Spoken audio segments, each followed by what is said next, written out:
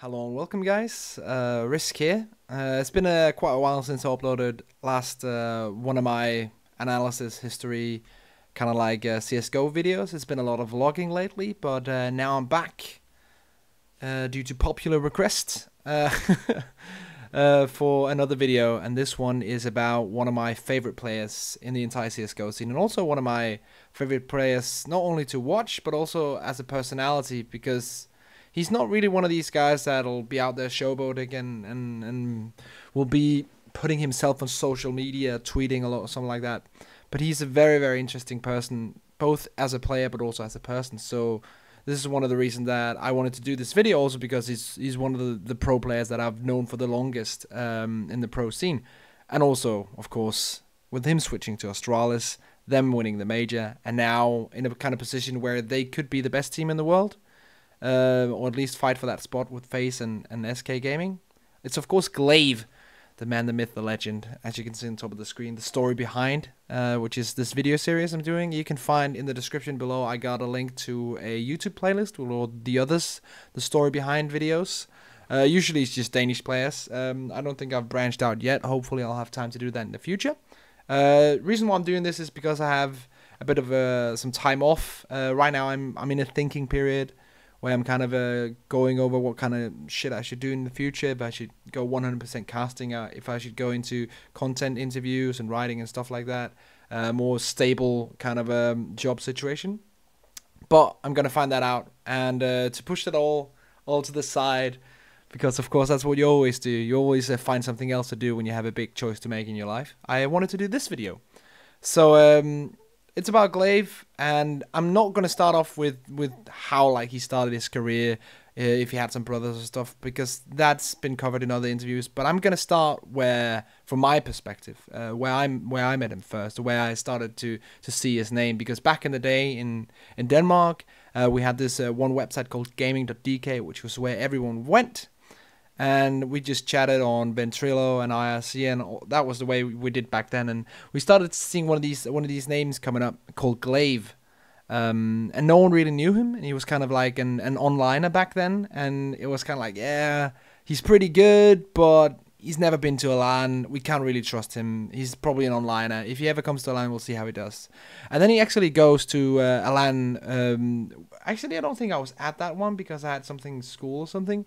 But it was the Blast LAN, one of the stables of early Danish LANs, especially in Source. I think they had like 6 or 7 years in a row. And he went there with the mixed team, and actually ended up doing really well. I think they were called Quality WF. With a few other names. I'm gonna include some video footage here of. I actually did a frag movie for him back then, just to showcase some of his talent, because I really thought it was interesting that he was this new player coming in. But he was coming in. I think they got 2nd or 3rd or something like that at that LAN, which was pretty insane, considering the fact that he was an onliner in everyone's eyes, and everyone thought he was nothing coming in. Actually, also I think on that team was Ragin, who's now coaching Trekt. So, interesting team nonetheless. But he goes to that LAN, kind of proves himself, so everyone thinks, okay, now gla1ve is actually a real force to be reckoned with. He's kind of like this guy who, okay, we know he can play on LAN as well. And he starts becoming a bit of a bigger name in Source. And this is the kind of period where we don't have much data. I can pretty much only go off what I can remember myself, because we don't have HLTV, we don't have Wikipedia articles and stuff like that for that whole period, like 2, 3, 4 years in time, because all the sites we had back then are closed down and doesn't exist anymore. HLTV are lucky because 1.6 they have all the history, everything is in there, but for Source we don't really have that. But I just remember him like slowly growing as a player, slowly getting into better teams, playing mixes with all the good guys.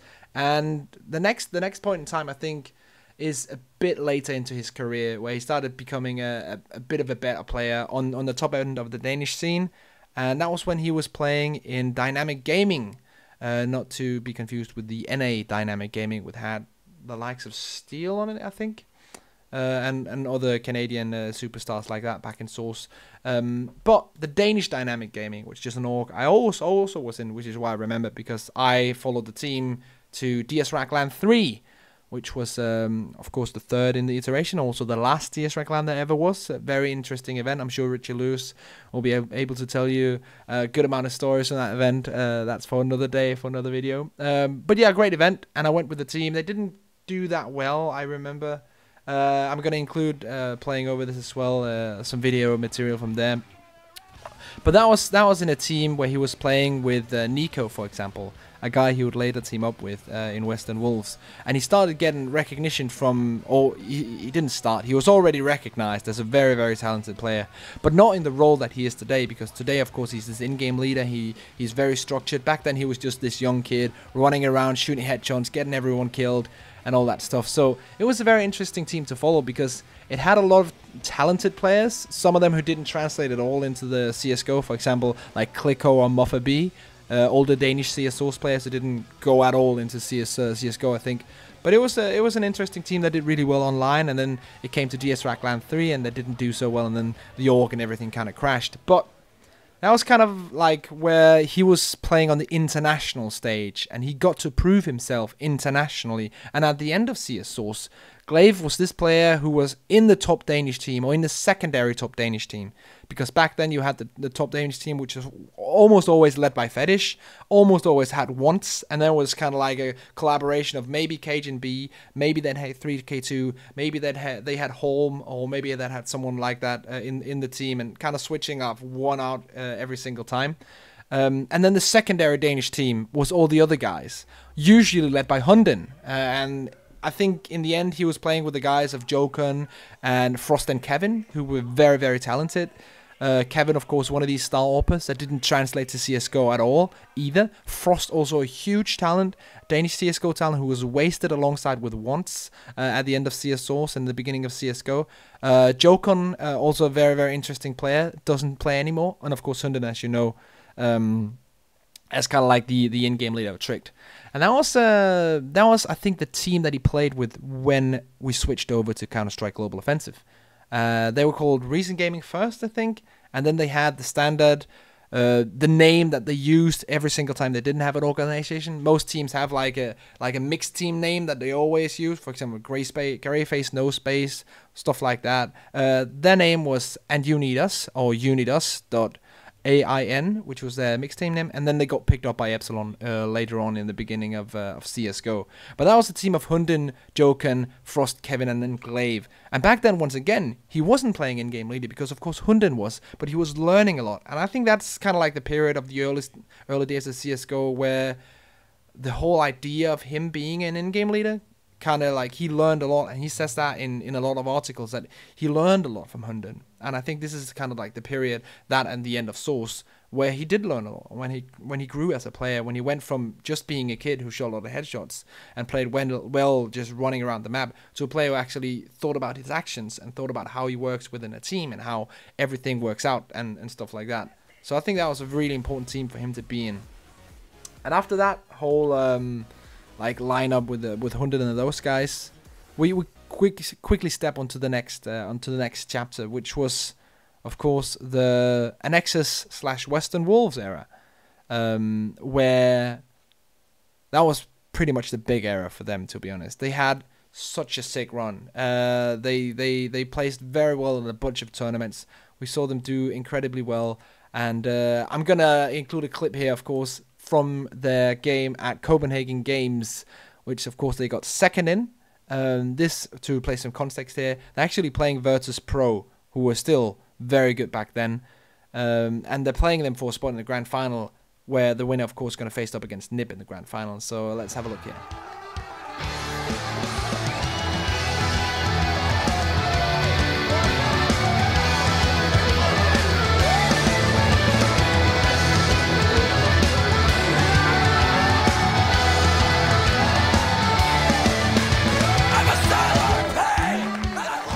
Alright, so the reason or how the whole Western Wolves lineup started is the fact that in the early parts of, or the late parts of 2012, which was the first year of CSGO, Annexus Esports, a German organization, I think, they acquired the roster of Ruger, Pimp, Cajun-B, MSL, and Nille.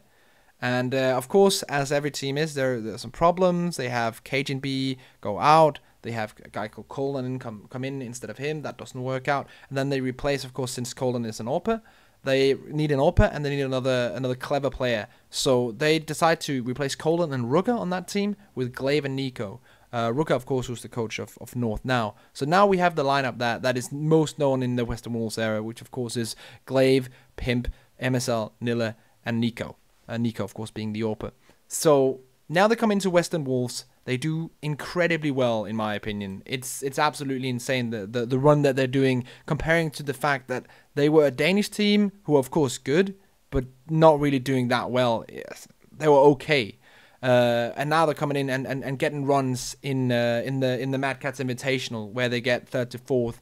In ESL Major, the one Cologne, of course, and then the ESL Major Series, in the Summer Series, where they get beat out by NIP, of course. No shame in that in 2013, where they get 5th to 8th. They go to DreamHack Summer. They lose against Epsilon, who, of course, went on to win that, or went on to go in the final of that tournament.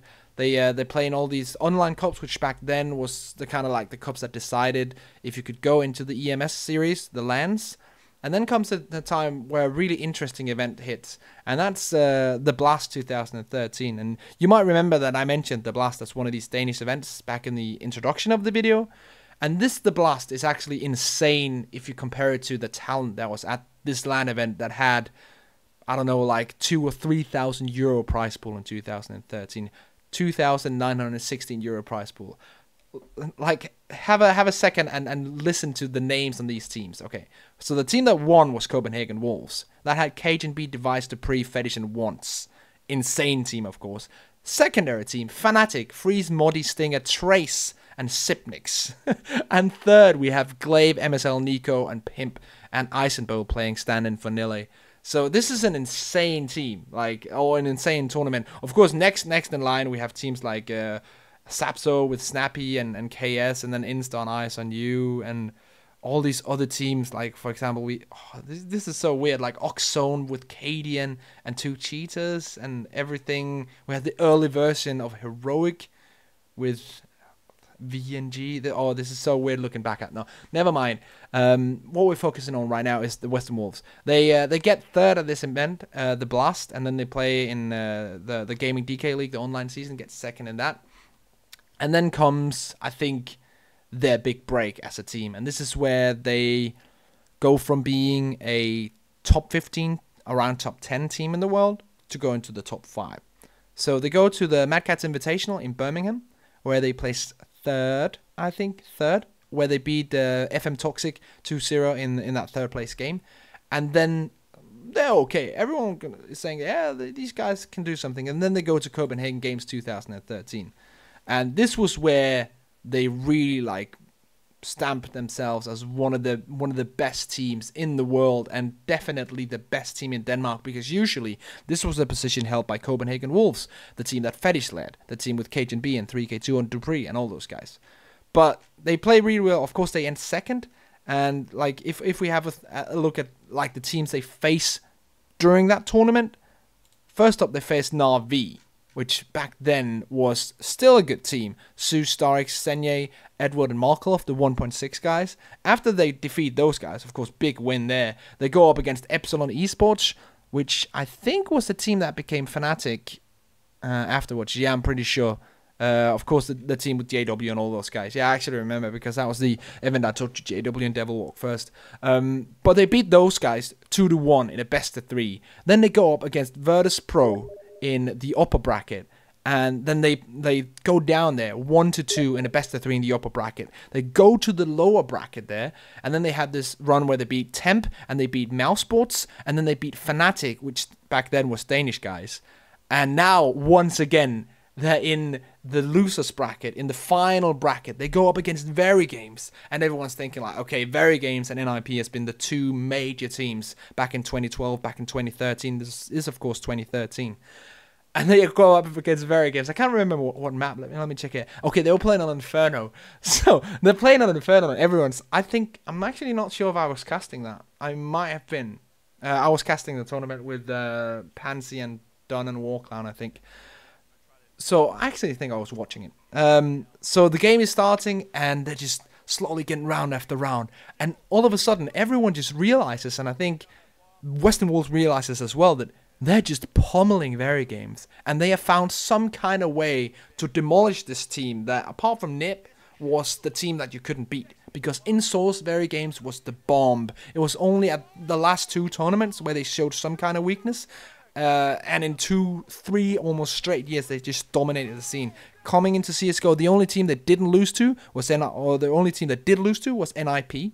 So now they're playing in this losers bracket, best of 1 game against Western Wolves, and they just take them out 16-4, absolutely smashes them. And then we come to the losers finals with the clip I showed you before, with all the Danish guys jumping and cheering, where they're winning against Virtus Pro. And this is kind of like where that game just cements them as a top team. And also cements gla1ve as a top player for the first time, really, in CSGO and CSGO's history, an international top player. They go ahead, they play against NIP, and it's this weird format. We used to do this back in the day. It was fucking retarded. So if you go to a final and you come from the upper bracket, you only need to win 1 map to win the best of 3. Because you have 1 map up in the best of 3 grand final. So Nip, of course, I think they even got it on their map. Like, they got it on train, and they just absolutely fucking smashed Western Wolves. So 16-2, just wrecked them completely. And not much you can do against that, to be honest. So basically, that's kind of Copenhagen Games, and then nothing really much happens thereafter. I think I actually got the order of all the events wrong now that I'm thinking about it, because Copenhagen Games was in the beginning of the year, and the Blast comes after. So my bad, actually. So it goes Copenhagen Games, Mad Catz Invitational Birmingham, the Blast. So instead of starting off really slow and going good, it's actually, they started off really well and then went down. But doesn't matter. We move on in the story, and we get into a point where gla1ve isn't doing so hot. He's on different teams, he's on mixed teams, he's here and there, he's trying to do his best. Going to InFaculty, going to 3D Max, playing there for a while, attending the major in Katowice with 3D Max, I'm certain. Playing with ESC Gaming, an org that has been around for a long time. Playing in the Leftovers mix that became Copenhagen Wolves. And like, he doesn't do that well, let's be honest. He's not in a position of like anywhere near where he were with Western Wolves. He's not in top 3, top 5. He's not making semi-finals. He's not making finals. He's not even making quarterfinals right now. This is a big problem, and he's kind of like falling off a bit. So after DreamHack Winter 2014, I'm actually not sure what place they ended at. Let me check this before we go further on. Let's see it. DreamHack 2014. Let's scroll down a bit. DreamHack Winter. Okay, so they end 13-16 with Copenhagen Wolves, and this is kind of like the beginning of the end for that team, because when they end at DreamHack Winter, that's kind of like where the team crumbles. They play. They finish 2 more tournaments, or 1 more tournament actually. I think an invite tournament in studios in Aarhus where I live, the Gaming.dk tournament, where they play against MyXMG, which back then was a team with rizc that later became SK. And they win that, of course. And then he kind of drops off. I'm not sure if he was kicked or if he decided to leave himself, but it was definitely not good. And I actually want to like link this up with a quote that he made from an interview with Lukas, a written interview, where he just, after DreamHack Winter 2014, which is of course in December or November, very, very late in 2014, and then going into 2015. And he's saying 2015 was probably my worst year in terms of my career. That's the year where it all started to fall apart. I stopped believing that I had what it took to play on one of the best teams in the world. But to be honest, that happened in 2014 as well. That's kind of like my point. But his point stands as well that 2015 was not good either. And he had to like kind of make something happen. And he took a long break. Actually 3 months as he says in the interview. And he has to figure out how to come back into the game, and that is of course to play as an in-game leader, which is what he then started on doing, because in the Copenhagen Wolves team, I'm pretty sure that he wasn't playing as the in-game leader. I'm pretty sure, he might as well be. Actually, he might have done. I think he might have been playing in-game leader back then. But yeah, he has to come back into the scene. It's not working out. He's playing for C-Play in a couple of events. They're not really doing that well. They're playing online, and this is kind of like the level that he's come down to now. It's like playing in, like, getting 9 to 12 at Copenhagen Games, playing in the RGN Intercontinental Open, playing in ESL Nordic, like stuff like that, winning or getting third in Game Agents League. So going from winning what back then was major events to then playing online events has to be a big blow. And after that, he's actually also even playing for mixed teams. And it all, like, it doesn't really go that well until, I think, around 2016. Around January, I think, where he's picked up again to play with the Copenhagen Wolves team. And this lineup is of course the lineup where that later becomes the heroic lineup, or the SK that goes into heroic. But it's kind of iffy still. It's not really there yet. It's not really in a situation where you can call it that complete lineup yet. But it was of course Hunden, gla1ve, SMF, Percy, and Snappy. So a team that actually has 3 in-game leaders. Really, really weird. But I think it's a good place to find out exactly where you stand as a player and what your kind of role is. So that was the Copenhagen Wolves lineup for that period.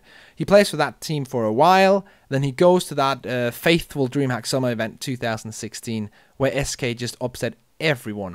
And just they do really, really well. Of course, they end up losing to Immortals, who end up winning the event. But that SK Gaming team, of course, with Asilian, Freeze, Modi, gla1ve, and Valde. And that is the building stone for the heroic team. Of course, because he comes from that Copenhagen Wolves lineup, where he played with Snappy, it's very obvious that him and Snappy find out that they work well as a unit. And that's I think, the kind of like thought behind them going into Team X, where they do reasonably well. He, of course, has that one stint where he plays for Astralis at the Cologne Major, where he stands in. And then he plays for Team X. And this is the reason why I'm glossing over this now, is because you all know this. Like, you know how Team X came in, how they became heroic, how they won Powerland, how they went into the situation that they're in now, and how gla1ve in the end got picked up to Astralis and won the E-League Major. Won the ECS Season 2, got second in E-League Season 2. So all that stuff, you know that. So as the end of the video, to give you guys kind of like my prediction of where this is going to go, I think gla1ve, I don't really think he has any boundaries, in my opinion. Because, in my opinion, he's kind of like the perfect player. Because he's a clever player. Which is, of course, why he's the in-game leader. And he's also a very structured player. And he can pretty much do any role. Of course, he's not really going to be an AWPer. That's how it is. But role-wise and everything inside the round, like if someone dies, he can easily pick up their position, easily play the support. Exactly, he can actually entry frag as well. So he's kind of like this complete player. The only thing he can't do is AWP. So I think the future is bright for him, to be honest. And I think the reason that Astralis everything finally clicked is because they got the combination of him and Sonic. And I think that's what Astralis are going to build their base around from now on. It's not going to be around the core members that started the team. I think it's going to be around the combination of gla1ve and Sonic as the strategical masterminds, and as the ones that prepare. Sonic the one that prepares everything, and then gla1ve the one that executes the plan and does the mid-round calling and makes the right decision at the right time.